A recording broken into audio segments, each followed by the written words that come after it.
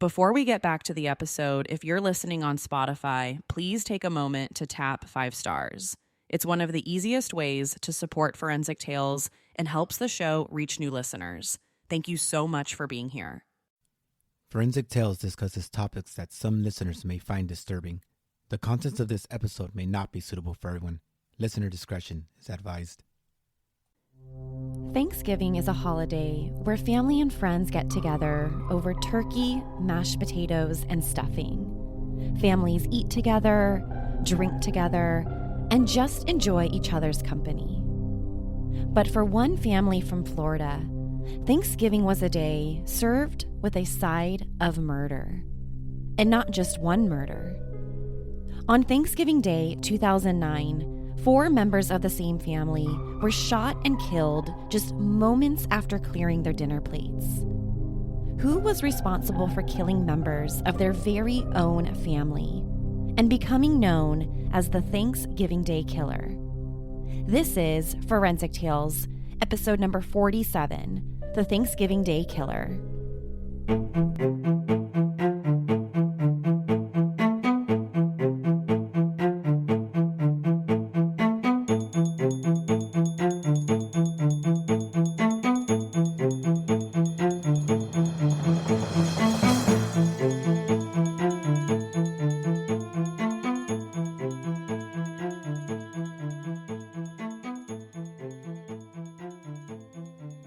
Welcome to Forensic Tales. I'm your host, Courtney Fretwell. Forensic Tales is a weekly true crime podcast that discusses real, bone-chilling true crime stories with a forensic science twist. Some cases have been solved. Others have become cold cases. If you're interested in supporting the show and getting early access to weekly episodes and bonus material, consider visiting our Patreon page, patreon.com/forensictales. I want to give a huge shout out to this week's newest patron of the show, Sammy. Thank you so much, Sammy. You are awesome. Every contribution to the show, whether it's big or small, will help me to continue to produce the true crime content you love. Please consider supporting the show on Patreon. Another great way you can help support Forensic Tales is by leaving us a rating with a review. Okay, let's just jump right into this week's episode. Hi, everyone. I can't believe that it's already the week of Thanksgiving. I think I've mentioned before that this is definitely my favorite time of the entire year. I love Thanksgiving. I love Christmas, New Year's. For me, it is give me all the holiday food. And with a year like 2020, I feel even more excited about this time of year. I think we all need as much joy as we can get in our lives. And even though this year the holidays look a little bit different, I'm still so excited to celebrate. And I thought, what better case to cover on the show this week than one involving multiple murders within the same family that happened on Thanksgiving Day. The story goes back to Thanksgiving Day 2009 in the city of Jupiter, Florida. So Jupiter is a town on the southeastern coast of the state within Palm Beach County. And Jupiter is a really nice place to live. It's a resort town. It has many well-known golf courses. It's known for its water sports. And the people in Jupiter definitely live an elevated lifestyle. And one of the families who settled into the town of Jupiter was the Sitton family. Muriel Sitton and her husband, Jim, made plans back in 2009 to host Thanksgiving dinner at their house that year. Muriel and Jim were excited to have their extended family over at their place, to celebrate Thanksgiving, to spend time together, and just enjoy each other's company. The things that most American families look forward to on Thanksgiving. The Sitton family's home, where they planned to have family over, was a really nice property. The house was situated in a gated community just about 55 miles or so north of Miami. So on Thanksgiving, Jim and Muriel, along with their 6-year-old daughter, Michaela, planned to have over about 16 family members. Muriel's cousins were going to be there, nieces and nephews. It was supposed to be a really nice celebration. One person who showed up to the Sittons house wasn't exactly expected to be there. Everyone was surprised when 35-year-old Paul Michael Merhige showed up to the house. Paul was the son of Muriel Sitton's cousin. And when he showed up at their door just before dinner, she was a little surprised he was there. But he was family. So, with open arms, she invited him inside where he became the 17th guest. Now, Paul really hadn't been present at many family gatherings before. In fact, Muriel and Jim hadn't even seen Paul in over a decade. So when Paul's father called Muriel to give them the heads up that he was planning to come over for Thanksgiving dinner, this was a surprise. But, again, he's family. They made plenty of food that day, so what was the big deal with having one more place set at the table? In the early evening, the entire family sat down together to eat Thanksgiving, just like what we all do. During dinner, everything seemed to be completely normal. Everyone ate together, drank together. The entire family was having a really good time. The Sittons' daughter, Michaela, had even written on little cards about how thankful she was for her family, and she hung the cards around the entire dining room. After everybody cleared their plates, the guests headed into the Sittons' living room where the family played the piano and sang Christmas songs together. This was especially fun for Muriel and Jim's 6-year-old daughter, Michaela. That's because Michaela had a performance the following day in her school's performance of the Nutcracker. So as the family gathered around together, it basically became this impromptu dress rehearsal for Michaela. And even though it was getting late that night, Michaela loved to sing. So she begged her parents to stay up just a little bit longer. After the family sang together, Muriel took Michaela up to the bedroom and tucked her in for the night.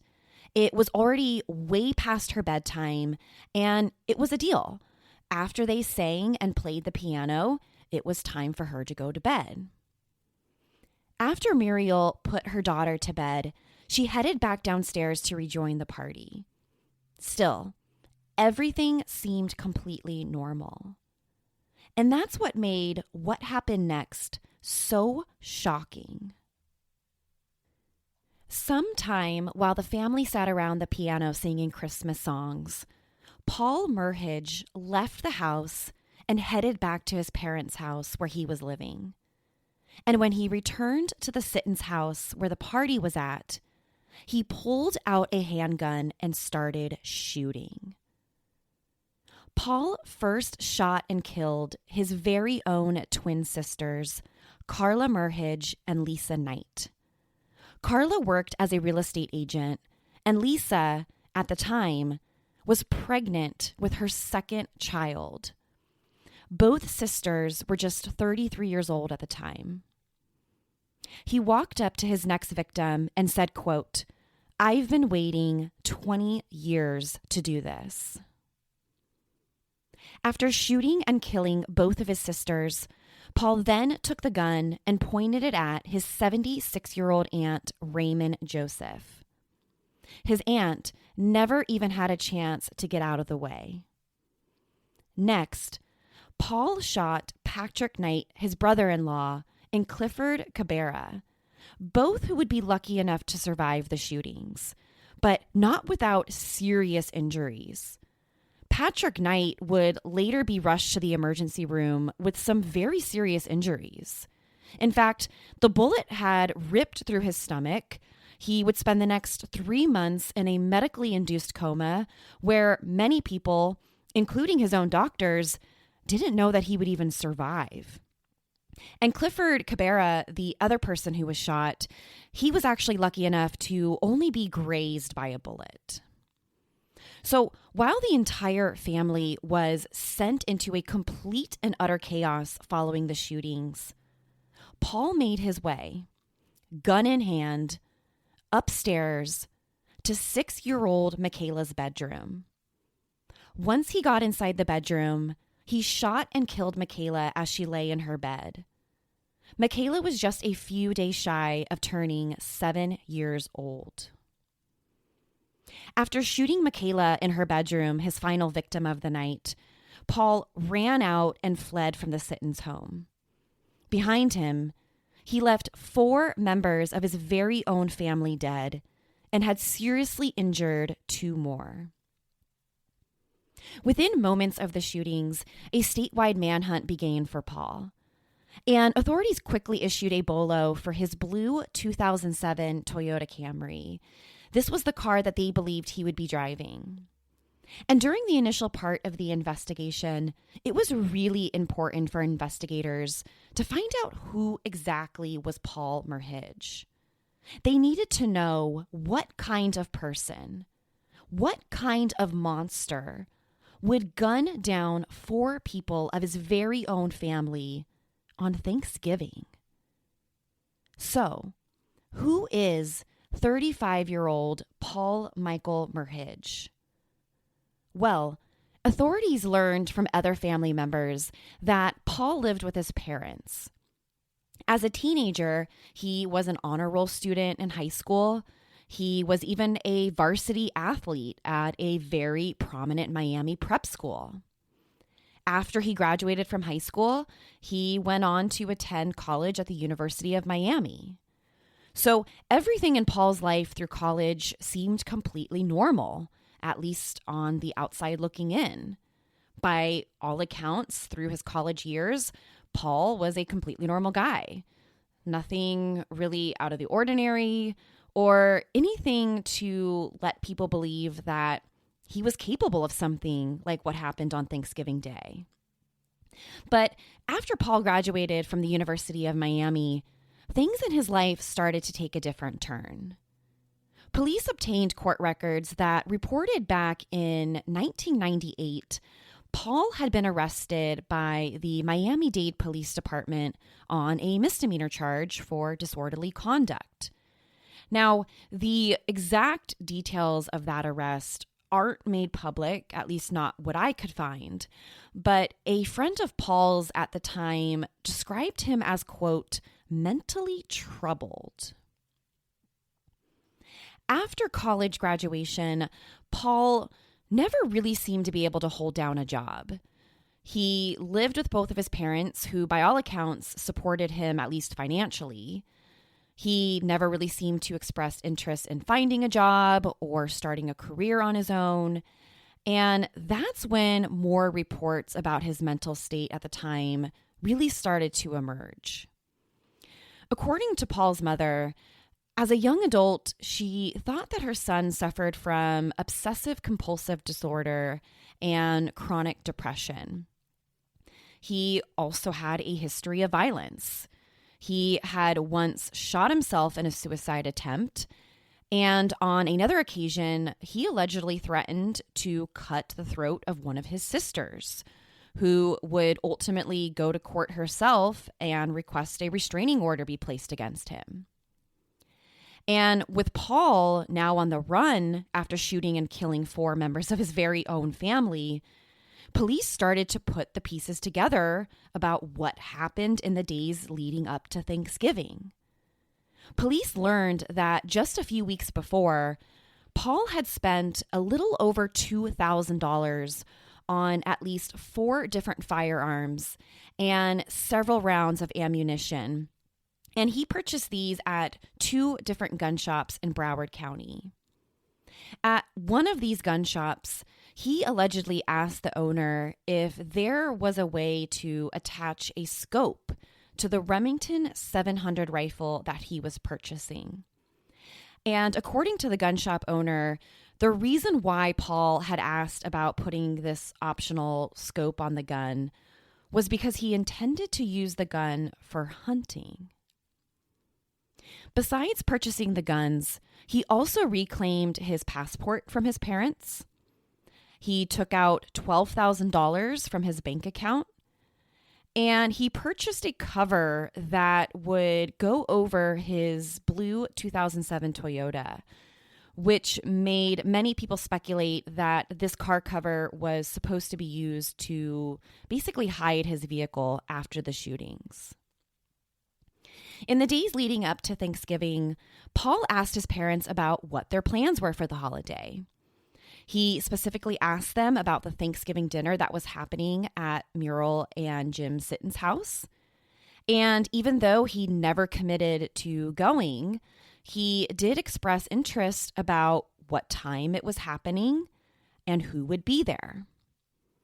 Paul's parents reportedly never really alerted Muriel and Jim that Paul may show up that night, which will become a key issue later on in the case. On the afternoon of Thanksgiving Day, Paul called to announce that he was planning to go to the Sittons with the rest of his family for dinner. After finding out her son was planning to be there, Carol Merhage, Paul's mother, remembered telling her daughter, Lisa Knight, who would become one of his victims, that, quote, she hopes he doesn't come and kill us all, end quote. Lisa Knight, Paul's sister, reportedly told her mother that the same thing crossed her mind when she found out that Paul was going to be there. But they shouldn't bring it up to their dad because he would be upset that they even had these thoughts or ideas about Paul. It seemed as though everybody in the family knew what might be coming. Following the shootings, Paul became a fugitive. He was now wanted for shooting and murdering 4 members of his very own family, including his sisters, his aunt, and even 6-year-old Michaela in cold blood. And many feared that this was just the start of his rampage. With Paul on the run, everyone wondered who was his next target. By Saturday, so just 2 days after the shootings, prosecutors in Florida issued an arrest warrant for Paul. The arrest warrant accused him of 4 counts of first-degree murder and 2 counts of attempted first-degree murder for shooting Patrick Knight and Clifford Cabrera, who were both shot but not killed in the incident. Police also offered up a $10,000 reward for any information regarding Paul's whereabouts. The sense of urgency to find him grew after each and every passing day. We know this person is possibly mentally unstable. We know that he purchased at least 4 firearms and a handful of ammunition. And we know this person just showed up to Thanksgiving dinner and shot 4 members of his very own family. If there was a priority within this part of Florida, this case was at the top of the list. Everywhere from Miami-Dade County to St. Lucia County was littered with flyers about the case. In fact, over 15,000 flyers that showed 6-year-old Michaela's face, picturing her wrapped in a pink sheet holding 2 dolls. Right below that, a picture of Paul Merhage, right below her, had been plastered everywhere. And the flyers read, "Help us find him." And during this time, hundreds of volunteers, family and friends, all walked together in order to get the word out about this case. And these volunteers walked into every business throughout the area asking if they could hang up their flyers, just to get Paul's face out there in the community. And if anyone saw him, they were urging people to call 911. These flyers were taped to businesses, their front doors. They were put up in break rooms. They hung from practically every stoplight in the area. People wanted to put as much exposure as they could to help find and arrest Paul as quickly as possible. After a few weeks go by without any really solid leads into where Paul might be, desperation began to grow. People were worried that he was able to flee the country. People worried he had more people he wanted to shoot and kill. The entire community knew that if this man was capable of shooting his own family members, he would probably be capable of much more. So when a few weeks go by and Paul is still very much at large, the family decided to reach out to the television show America's Most Wanted for help. Muriel and Jim Sitton, the parents of murdered Michaela, had a lot in common with the show's host, John Walsh.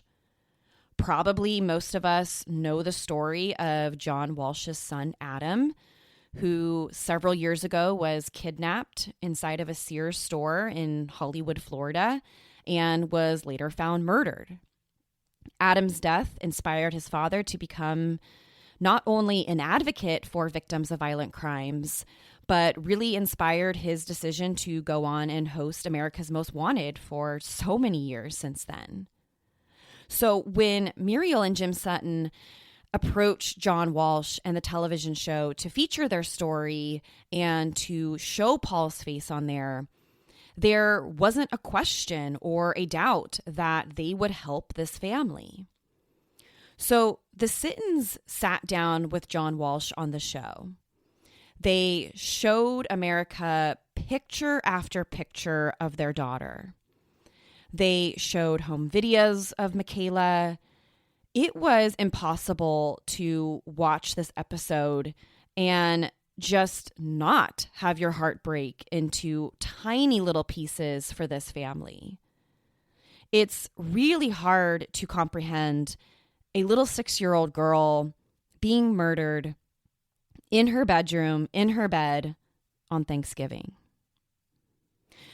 So during this episode of America's Most Wanted, they shared that they thought Paul may have already left the country and that authorities at least had some sort of evidence to believe that at the very least he's left the state of Florida. And the reward for his capture was now up to $100,000. And because they believed that Paul had crossed over state lines and he was a suspect of a quadruple homicide, the U.S. Marshal Service had taken lead in the case. And they were also working with the FBI, as well as the head detectives from the Jupiter Police Department. It was really an all hands on deck type of case that brought in some of the best to help and locate and hopefully apprehend Paul. But when the America's Most Wanted episode didn't initially generate any leads into Paul's whereabouts, authorities reached out to a forensic psychologist about what could possibly be going on inside of Paul's head. I was so excited to look into this part of the case because my master's degree is in forensic psychology, and this stuff is really, really fascinating. When these horrible, horrible crimes are committed, like what we see in this case, we wonder how and why someone could do something so evil and so terrible.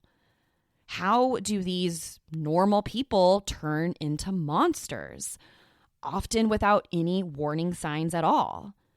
So trying to understand what could be going on in Paul's head and why he did this is what makes forensic psychology just so fascinating. So forensic psychologist Dr. Michael Brannon told reporters and authorities that Paul Merhij's case was really unique. Typically, in domestic violence killings, which is what we have in this case, it typically ends in the killer either hurting themselves or killing themselves in the end.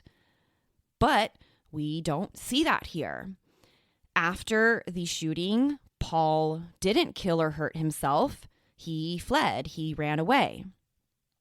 And in cases of family murder, the killer is usually very, very emotional at the time. The act is usually spontaneous. And again, usually the perpetrator will turn the gun on themselves. But it appears here that Paul made a pretty elaborate plan that accounted for his getaway. The evidence here doesn't suggest that he did in fact have plans of killing or hurting himself afterwards. The evidence actually suggests that he was always planning to run. And the forensic psychologist also pointed to the fact that Paul's behavior in the days leading up to Thanksgiving suggests that there might be another motive behind the killings. Remember, at the time the shooting was happening, Paul allegedly told his family that this was something that he has waited 20 years to do.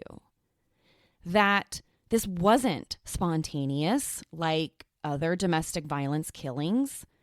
This had been planned. This had been rehearsed in his head for quite some time. And from a forensic psychology standpoint, this behavior could fit the mold of someone with a psychopathic personality, someone that would take pleasure out of killing members of his own family, that this wasn't your typical family killing or your typical domestic violence killing. Someone with a psychopathic personality will show signs of persistent antisocial personality. We see this with Paul, who basically became a recluse. He lived at home with his parents after college graduation, and he really didn't express interest in doing much outside of that. These people may be incapable of feeling love. They may totally lack any sense of remorse for their actions. Some may even be impulsive and show signs of grandiose sense of worth. And taking a step back and looking at Paul's behavior, Dr. Brannon's theory that Paul was displaying signs of psychopathy certainly fits with what we know from the crime. And it also makes it really difficult to try and predict what exactly is going on in his head or to try and figure out what his next move is. So over the next couple weeks after the America's Most Wanted episode, the Jupiter Police Department said that they received well over 100 tips regarding Paul's whereabouts. Some people called in and said that they saw him here or there. Some people called saying that they saw someone on the street who looked like him. And even the Palm Beach County Crime Stoppers organization said that their office received over 30 anonymous tips regarding where Paul might be.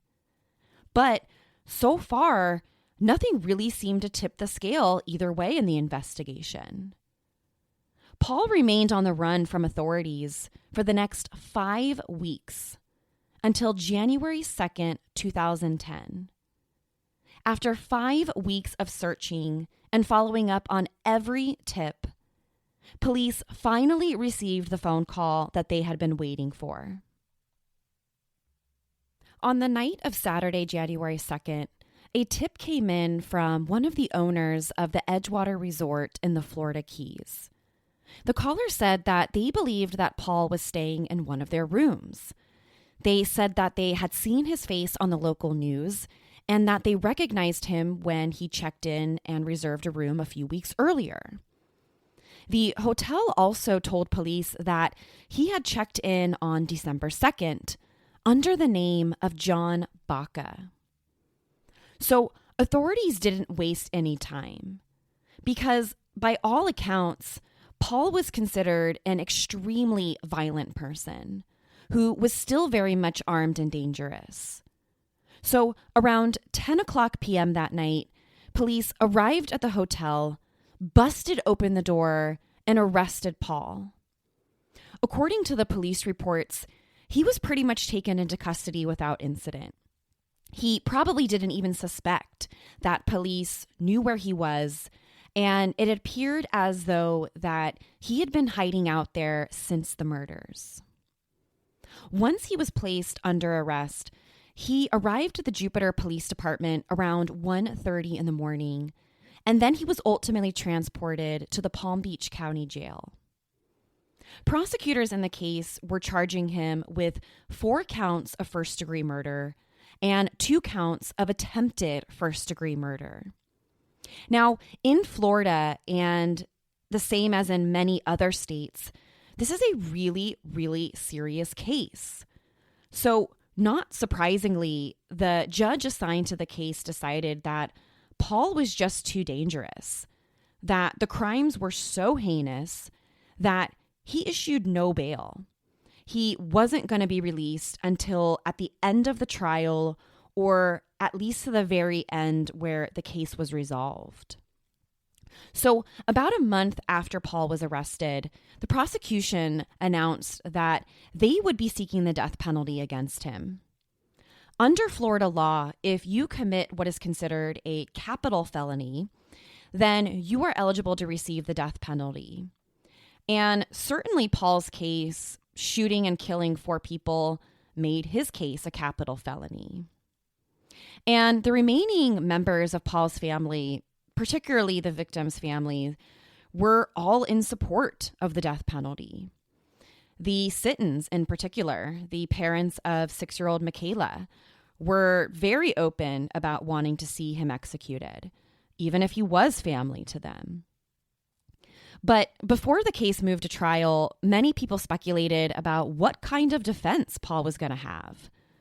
We know that he had a history of mental illness, at least according to what his parents have said. But if they were going to take an insanity defense or something like that, we've got a lot of problems with that. Mostly because the steps that he took to plan this out. It wasn't spontaneous, in the heat of the moment type of shooting. No, he had planned this for at least a couple weeks before. We know based on his actions and his movements before Thanksgiving. And when an offender takes steps towards their plan days or weeks before, it's really hard to establish some sort of insanity defense here, or at the very least, that his mental illness was solely the cause of the shootings. And I think Paul and his defense team also realized that, because in October 2011, almost 2 years to the day after the shootings, Paul decided to take a plea deal from the prosecution. He decided he wouldn't take his case to trial, and in exchange for the death penalty being taken off the table, Paul agreed to plead guilty to all 4 murders and 2 attempted first-degree murders. And in exchange for his guilty plea, he would receive 7 consecutive life sentences. And at the time of the plea deal, the Judge Marks, looked at Paul and asked him. The judge said, "You do know you'll never get out of jail. You do understand that, right?" And Paul stood up and said, yes, he understood. He said he'd been taking antidepressants and antipsychotic medicine while in jail, and that he understood his actions. So he may have avoided the death penalty, but Paul Merhige will absolutely spend the rest of his life in prison. But now that Paul accepted the plea deal and was going to serve out his 7 consecutive life sentences, this didn't end the family's legal battles. And that's because also in 2011, Muriel and Jim Sitton filed a lawsuit against Paul's parents, Michael and Carol Merhige. I know this whole family tree gets a little complicated here, but the Sittons are cousins to Michael and Carol, Paul's parents. This is all one family. But the Sittons, the couple who hosted that Thanksgiving dinner, sued their cousins because they believed they should be held responsible for their daughter's murder. Muriel and Jim Sitton knew that Michael and Carol Merhige also lost 2 daughters that day. Paul had murdered his own twin sisters, Michael and Carol's daughters. But the Sittons also believed that their own cousins brought murder to their doorstep that Thanksgiving. They argued that the parents knew their son Paul was dangerous and that he was unstable at the time. And they said that they should be warned beforehand that Paul was planning to come over for dinner. The lawsuit even went as far to say that the Sittons believed the Merhiges secretly invited their son over and that they intentionally didn't tell them. Jim Sitton described it like this, that if someone brought a pit bull or a rattlesnake to your house without your permission, and that pit bull started attacking and killing people, wouldn't you hold that person responsible? And in this case, Paul Merhige is that pit bull. They believe his parents knew just how dangerous their son really was, and that it was their fault that they allowed him to come to Thanksgiving dinner and didn't warn them. And as a result, 4 people ended up shot and killed.